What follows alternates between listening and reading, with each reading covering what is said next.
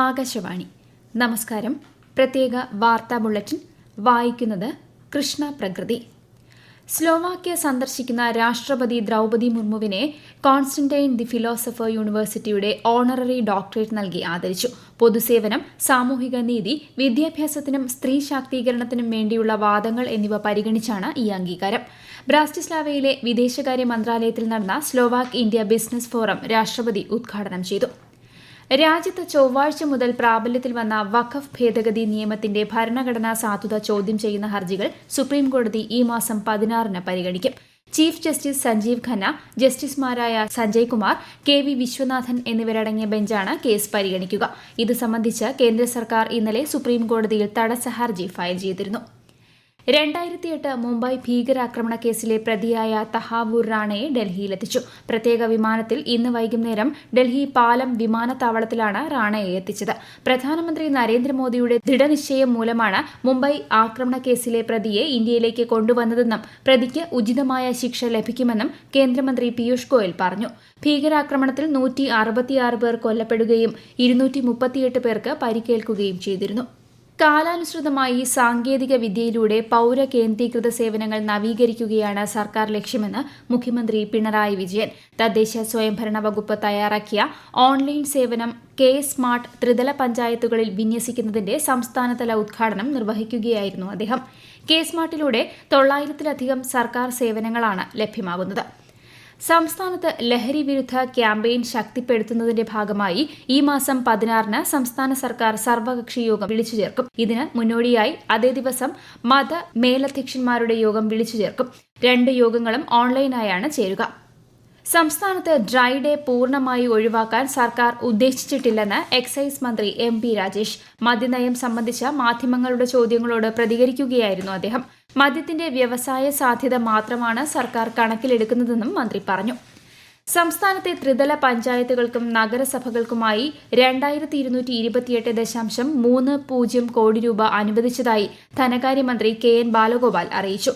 ഇതോടെ ഈ മാസം തന്നെ തദ്ദേശ സ്വയംഭരണ സ്ഥാപനങ്ങൾക്ക് ഈ സാമ്പത്തിക വർഷത്തെ പദ്ധതി പ്രവർത്തനങ്ങളുടെ നിർവഹണത്തിലേക്ക് കടക്കാനാകും.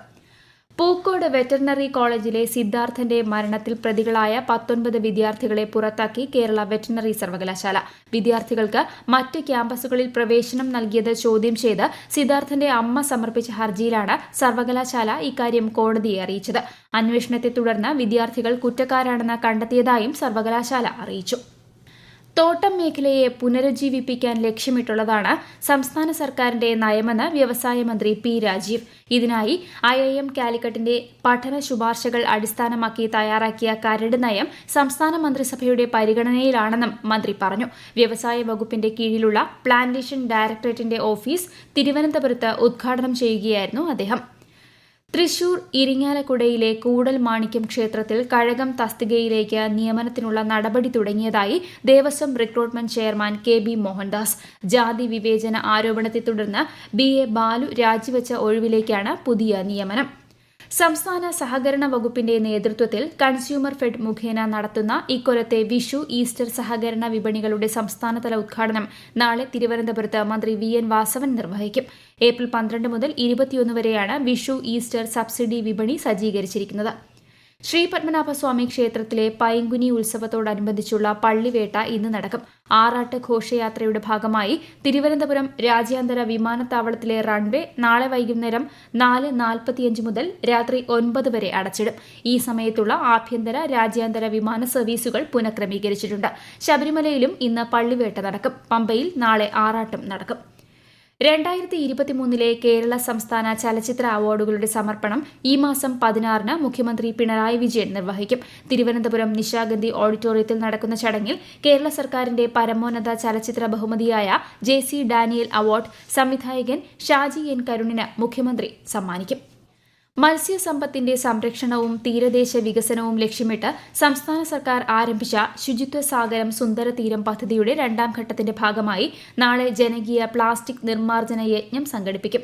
പരിപാടിയുടെ സംസ്ഥാനതല ഉദ്ഘാടനം തിരുവനന്തപുരം ശംഖുമുഖം ബീച്ചിൽ മന്ത്രി MP രാജേഷ് നിർവഹിക്കും.